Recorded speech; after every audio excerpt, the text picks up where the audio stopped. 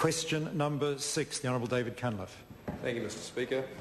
To the Minister of Finance, does he stand by his statement to the Finance and Expenditure Committee that, quote, it's going to be pretty difficult to maintain the value of New Zealand Post and TVNZ?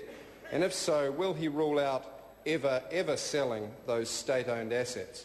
The Honourable Bill English. Mr Speaker, yes, I do stand by my statement. Both of those government-owned businesses face particular challenges from technology, which is fast-moving and is putting considerable pressure on the revenues of both organisations.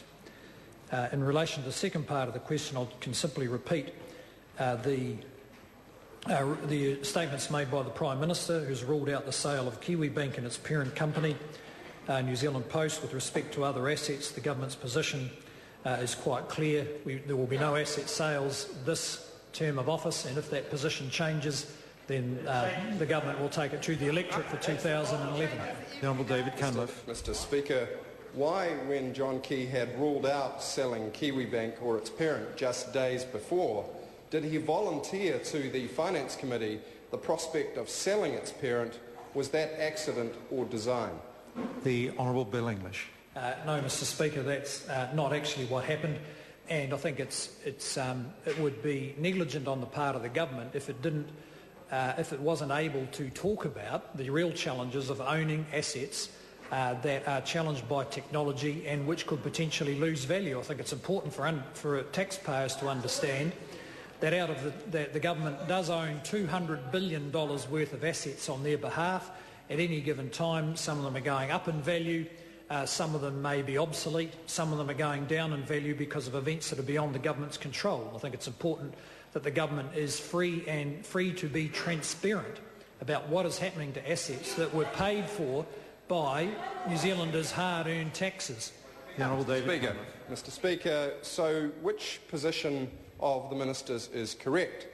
His position in 2008 that Kiwibank will, quote, eventually be sold, his position the day after the budget that he is considering putting Kiwibank up for sale, his refusal to rule out selling Kiwibank or New Zealand Post, or John Key's promise that they will never ever sell Kiwibank, or his position today that it will now be up for sale in a second term? The Honourable Bill English. Well, the member's talking nonsense. If he listened to the answer to the first question, he would know clearly what the government's position is. Mr Speaker. Amy Adams. To the Minister, what assets does the government own and what are its objectives with respect to them? The Honourable Bill English. Well, Mr Speaker, the government owns a very large asset portfolio. As at June last year, $219 billion. As the budget stated, we expect that over the next 4 years the value of government assets will grow by around $35 billion. Given the size of these assets and the fact that they have been grown off the back of New Zealanders' taxpayers, New Zealanders' taxes and people paying their power bills, we owe them a very high standard of stewardship. The government's main aim is to ensure that all public assets are well operated and deliver high quality services to the public. And I might say that was not the case under the previous government, whose stewardship could be best described as negligent and at worst damaging. Honourable David Cunliffe. Mr Speaker, to the Minister, does he agree with the TV3 poll that showed that 85% of Kiwis oppose the sale of Kiwibank, that 80% of Kiwis oppose the sale of any state assets, and that 53% of Kiwis say that John Key cannot be trusted? And if not, why not? The Honourable Bill English. Speaker, well, I find myself agreeing with some parts of the TV3 poll and disagreeing with others.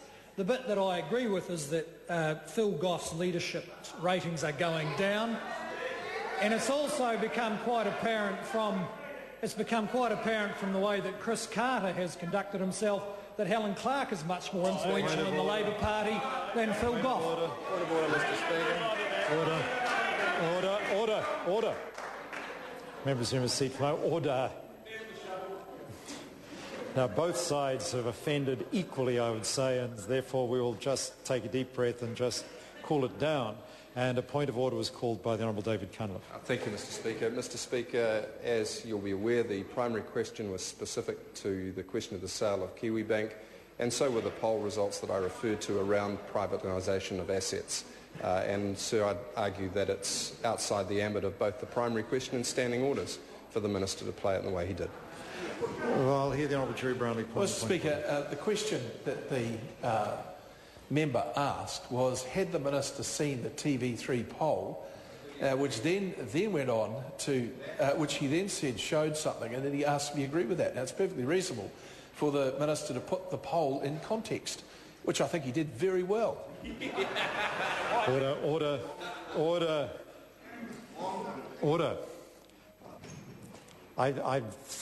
I thought to myself, I've got to be honest with the member, as I listened to his question, I thought, here's a problem. Because the member said, does he agree with these aspects of a poll? And I understand the member's point of order that he's pointing out that he asked about certain aspects of the poll with respect to these issues. But for then to expect me to confine the Minister to any kind of answer when the question started with, does he agree with the poll that showed this? Any other approach to the poll I might have had some opportunity to assist, but when he starts the question, does he agree with the poll, which is, I believe, how the member started the question, I really can't assist. Point of order, the Honourable Rodney Hyde. Just a small point, Mr Speaker. You've got into the habit of saying things like both sides have equally offended. And that's not quite accurate, because you'll find that the Maori Party, the ACT Party, United Future and the Green Party, we're sitting here paragons of virtue, Mr Speaker. Order. I do apologise to those parties on this particular occasion. At least it was both the National Party and the Labour Party in the House that I was referring to. I do apologise to those other members who might have felt offended by my comment, and the member makes a perfectly fair point of order. Question number... Supplementary, the Honourable David Cunliffe to question 6.